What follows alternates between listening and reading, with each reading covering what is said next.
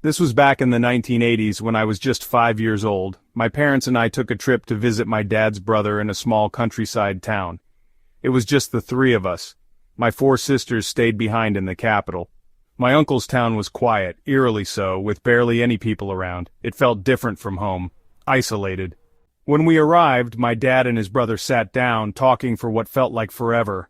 The air inside the house was warm, thick with the smell of food cooking.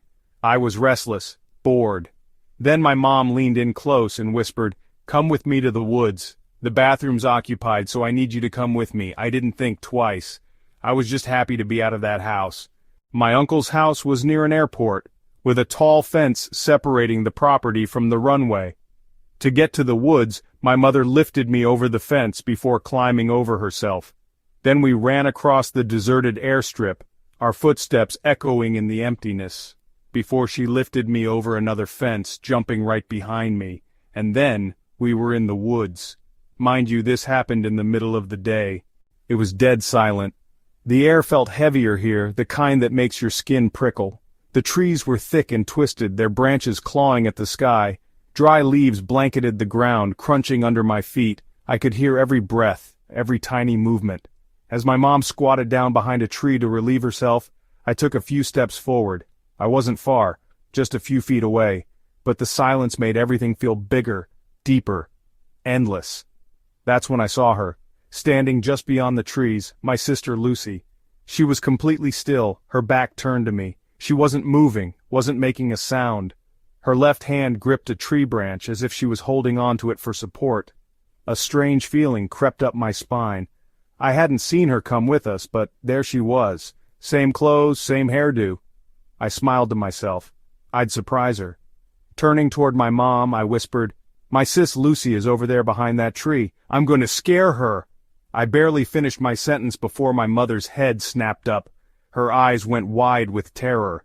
Without a word, she lunged at me, grabbed me so fast I barely had time to react. She threw me over the fence.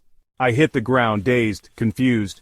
Before I could even cry out, she leaped over right behind me, grabbed my arm and dragged me across the runway.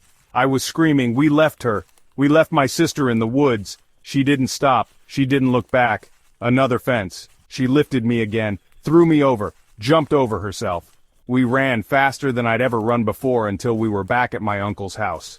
Panting, shaking, she knelt in front of me, gripping my arm so tightly it hurt. Her face was pale, her voice was trembling. "Listen to me." Her eyes locked onto mine. "Your sister didn't come with us. That thing was not your sister." I stopped crying.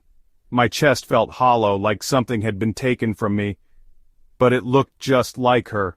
My voice was barely a whisper. My mother swallowed hard. Then she asked me something that made my blood run ice cold. "Did you see her face?"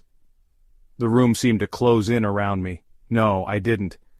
At the time, I didn't understand why she was so afraid. But as I got older, I kept thinking about that day, replaying every little detail. And then, one night, it hit me. I remembered something I hadn't realized before, the way she held onto that tree branch. Her feet were never touching the ground. She was floating. Have any of you experienced something like this?